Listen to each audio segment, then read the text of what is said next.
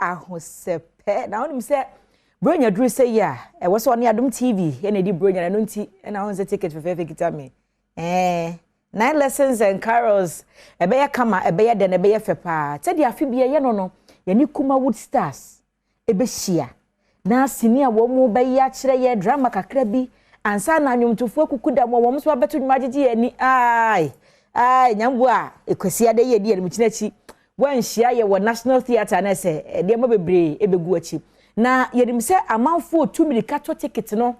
Ama ticket ne kwan de print go onum no ya short online enu nti ye se ye share say bibia digital. Ai na ticket ni ya short nti no se no wa betima atena wo dem na wato ne online we ya na ntansi ubetimi ato no online once wa dial star 713 star 003 hash star 713 star 003 hash na wa select option 1 na wa select option 2 Adom TV 9 lessons and carols na fi wetimi ato ticket 2 buy no answer the phone no a kire your message onya na say ya ma wa wuram na no ye be tickets enti na kita me wodem say shows ni nyina ye che no kakra se be ya obi abetumi anya bi o won kra ne mpotam nko na pese oba National Theatre yakopon ya Adom a wo chinechi a ticket no so wo fra ye betumi ama obi na ne wo de ID card ababaje na watumi ahia Adom TV empanimfo nyina anwomtofo nyina na wo de obo je creamy wo baby emoji anwomtofo bebre na ababaje na asa na Kuma Wood Stars no so wo mo ebeba na fame waba abagina mo nti de be bia phone lines no ato mo ho na afi won so wo fra yatumi ni wadi nkomo na ticket no wodi ewo mu no na wonsa aka na ene eye sister Sandy be a guy ne birthday sweetie pie happy birthday what ene eye ne birthday nti awoda passion ko enko emma no sanso na me ankasa bi nua be ma ima 6 multimedia eye ne dia young guy 6 photography 6 movie me bia wo ye bi enya agrokra na your birthday ima happy birthday to you nti said ye no ticket no enikita me no nti kakra ye be chene mako ama obia etumi enya bi sebe ya won so obetumi ajoin ye na ye be bia phone lines no atom ye bia phone lines no atom nti no obetumi afre na fe yetumi edi enkomo ewo honom esa 0302211701 0302211703 ubetumi afre na fe yedi nko bi afre mi free bia na yedi nkomo na ticket no wonsa etumi aka wodie na ene 9 lessons and carol no eno eye major one aye bedi ho nkomo frefo bia enya maye ne yenhwe enya ba bi nso okoso music industry ni mo amanfo kasa pa ya wo mo ebu afu pa na yenkwa ahoma so emra Beatrice Marchen me pa cho lower TV ni volume no na tie me fa phone nem ni eni nkomo wada roma me mo ache hello yeah now wada roma low TV ni volume no why na tie me fa phone nem na eni nkomo yeah now yentie o kasa free he kasa beka okay 9 lessons and carols me sure so person baby ho me person me baby na me come online na me to ticket no online ya options me follow pe me bobia no match your transaction fail okay all right technical team ni be hwe na wonom a rectify sa na so we follow Adom TV pa nipa be banyotufo mienu bia wo mo bedin anyotufo mo bedin ye emoji amebo ni din ona minim ono na wonim ho okay ti hati ya na wa pass by na wa ba beje wo ticket se bia Yakopon ya Adom a wo chinechi no obetumi ajoin yo nyanko enne wo chiro te do be so be ye ne bia wo pekre ne ya bra na beje ticket sense time no day Sunday mean meje well wo person share venue ho na urgent so any problem why me ba men kan de na menje no answer oba wo de ID card ya tro din na to ho nti se din ne din wo ID card so a wo de oba so hwe Ahosepe producer Sandra Kapo wo de ticket be ma wo ni problem kra ofofra odi ho me mo ache mo akwa aba odi be bia kasa free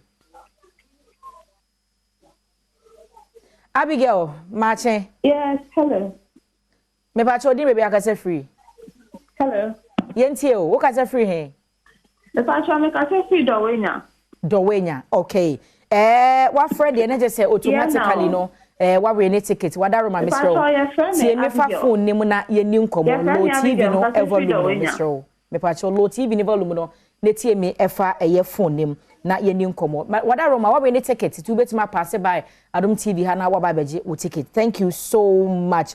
Yen free one na fa yen ko ye first story no eye gamro na gamro no eye oba Ghana ha se ya anwomtofo no eye kuo bi a wo mo ate wo mu a wo mo hwe na fa ne copyright ho nsensam gigi skanketingiti bi to wo no mo se be ya ebrepam wo no wo betumi dia mamma anwomtofo na ahye wo mo enkran na ensira beti ena ene bedi nkomo ne wo kire mu a gamro asandi ni ska royalties ne nsaka na mu odu pa ne e ba ye fie raswame ena na woso de kokwaje esan say dollar no ba form ti amasidi ni mu ayedu na wo ma fie raswame ne so no de kwakwaji sika royalties na gambro de man wo no sika ni nyina ye 153 Ghana cedis we ma hye won 1.530 enu 2 million po na ma miss adai how ebrepam no ye be kɔ no wo zoom so na fe yene no adi enkomo nti se waye crowd wo zoom dia na se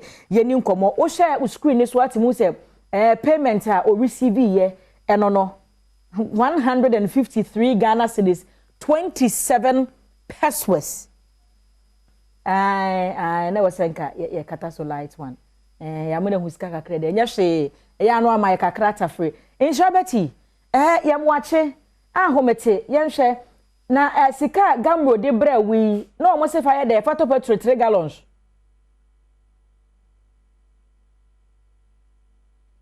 insurabeti wada ma mesra o mute ni ani nkomo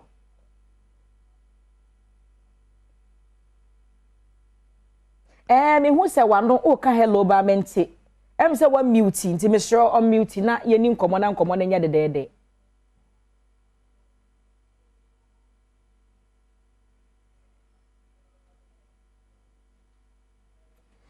okay ye hwe na fe ya mane ma totom na ni nhyira beti edi enkomo ewo ho no ye gambro de na chese 153 cedis na wo de ma no 27 pesos na ye hwe na edi enkomo ye nsaka no a ye besan akobak na Adom nso ono so di bia ba o ene watwra beto ho na da ho no was no entity for artists in Ghana be useless past gambro on my mama on God. Wow. Na say say Adom so ono so reservations or person or confirm the insurabet here can but as to why Adom etro we die eno ne enya nwura mu insurabet na ba kire sika wo de ma no a na e person ne di hu enkomonti Adom so dia wo dia ba bet na actually Adom Nike dia na from crowd swag wom e bia socks de bono so ye guy to me say Charlie akwana bobra. I say no entity for artists in Ghana be useless past gambro on my mama on God. Na just say ono so ne dia what dey e buy e don't know e confirm me insurabet dia na yanko emoji wonim say 9 lessons and carols here ba be no National Theatre yankopon ya Adom akwasiada enumre no nso ne be frase akopim no ndu no emoji ya artist ba ko a wo gina mu a obeto dwom a manfo ni agye na emoji say nei na ni aba ne ho so wo hia lawyer na wadi na chi no watwe wayek e de akwa akogina court ni nyina ne se wose ne breso na onu ko school wa Disadel College no na o mo kire wasi e na ne colleague bi onu ko ta papers ne bi a woton eliki ye e na o mo cheap the colleague na okobo ndi so ono na ton krata no enti wote exam to otra na wayek mpanifo store bi ono metam ne free ho o ma na nchire wi ase se adisco ni ye no o matwa mu nyina papers mu na se wahu se onya lawyer obetimi de waye ka kokota asem na nra obetumi adi eho bem e wo ho nti yenhwe se de emoji e de nsem to Johnny Avio Doreen e na na etwetwe nkomo e wo eye hit so my final exams my SSC and one of my mates you know this night I don't like sharing it but one of my mates you know his name I'm not gonna mention his name is Isaac Quason. Okay, you know so Isaac Quason want to take questions. Yeah, I don't know where he got the questions from. And he was selling the questions. You know, and for some reason Wayek got the information that there's somebody in this other college. You know, he'll go to school, say that he'll have a poor pay money, I'll give it to you. If it doesn't come, take me a picture. I'm the so house prefect, night house prefect in a disco. Come and take your money. So he gave them enough information. And WAEC, traced and came to the school. Yeah. I was going to write geography. Walking up the stairs, I see Isaac Quason. I was like, Charlie, bro, WAEC has now come to arrest him. I said, Charlie, it is well. I just gave him a boy. And I went. I was writing my final. Na say MOG or also Nedi and Redia to no her where Sadel College. And I watch say ne wonya lawyer. Obetime su WAEC pa ya obedibem ewo ho. Na yensan enko Zoom na afa ye ne Insura Betty entwetwe enkomo esa ewo ye Gamro omo 153 cedis na wo mo esende man no Insura Betty mache mami mache na tisen Nyankopon gusu esra yempa na mebu so 153 cedis no na Gamro fo se fa to petrol 3 gallons wa na omo se fa ye den mami me se enwanwa se na a friend say akoso ache enu ade I decided to voice out because ebebo afufro no mudi echi na omoba because we share Insura Betty artist with 5 albums for 17 years in the gospel music industry. Na ye to me send me 153 there. Na chese obi afe na oba de ombe be 30 cedis.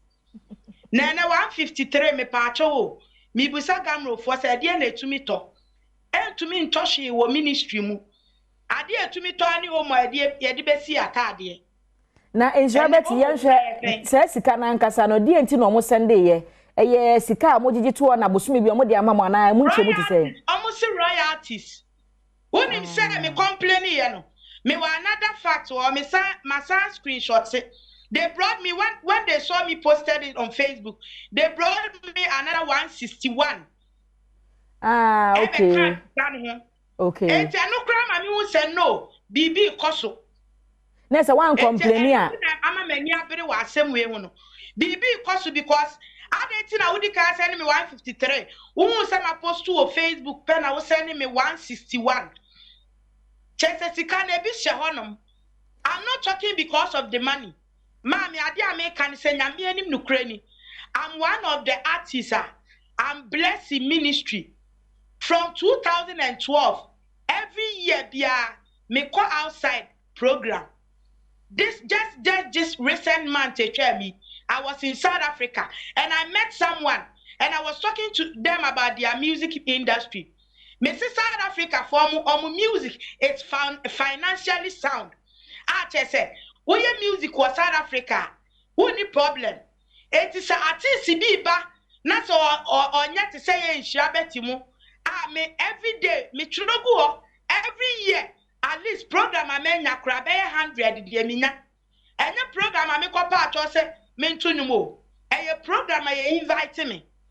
Eti I count myself as blessed in ministry. Eti obi wo e wa nwum tuo mu. Na se wonya program ye friend baby a na so see music no be no depend on musica.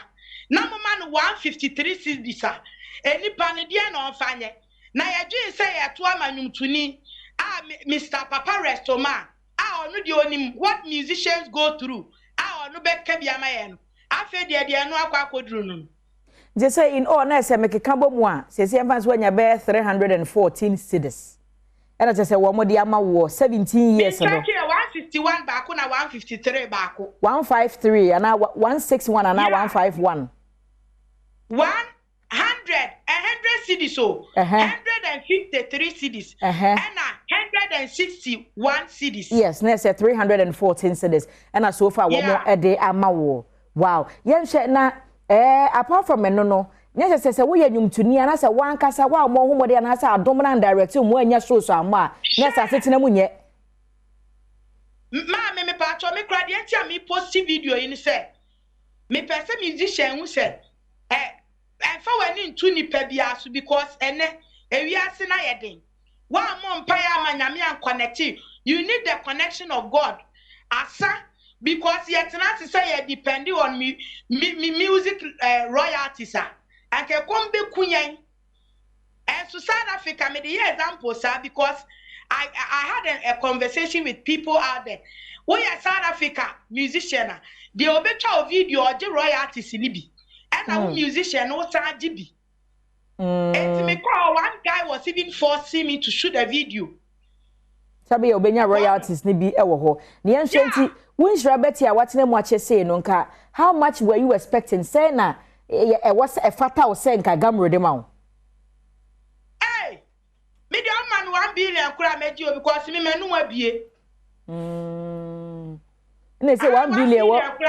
Me the I don't me mbosika ketwa ma me hu. And they say 1 billion. 5 albums. Na say first I wo je ba ku bia krampo no 150 million every year, 150 million every year yes. Ndina say year nu nyina na o makeka abom na o mabro sa 314 cedis no. Makeka abom say 6 months so me nim I don't know the duration for that money. Eti wata mo from na mo buso mo. Na what receive subsequent ones. Na o gene duration o gene say. The first time that after I registered, the first money I got was 400 cedis. Okay. About 400 cedis one. And I saw about 120. And I mean who saw about 121 bisa. And I said Sassika name family. But I said something prompted me to pay attention. I didn't know what came over me. And I said, what is this? Wow. So I first posted it on air. We have a group, a women's group, women gospel music. Nobody responded, but I believe that someone saw it in the group and alerted them. And I was sent 161 CDs added to that 153. So I saw that something is going on. So what I need is that error must be corrected. I'm not fighting for any money. That's a I'm not fighting for money. That error needs to be corrected. All right, thank you. That's it. That's it. That's it. Yebeko Rexoma ho na favorite pemo no yebusade enti na sika no tesa don no mo do so enti no mo che no sope and what is due them and what they ama wo mo na my favorite wo ban me pa wonim say me 90% Kofi Kenata fan. Yes. Na Kofi Kenata or the foforo kra ba behwimwe no single esikafo amantem na efe na ede na ode ye twebimra. Everything Kofi Kenata, I am for it. Trust me, me bias when it comes to Kofi Kenata. I need that the Lumbas. Anglophone we need there. Don't go there. Now, me sorry, so na me kono na awada passion kunkoma Madam Paulina Richard, commercial manager Edema Ghana Water Company Limited 37 officer can come here work at Central Municipal Assembly. And I was saying, first, I would have passion kuwe and my happy birthday to you. Na Sister Sandy so at the atrial. Wish ya me a from me. I'm not sure ba. Ajwa sewa. Sister Sandy be a guy. Happy birthday. And only sorry so.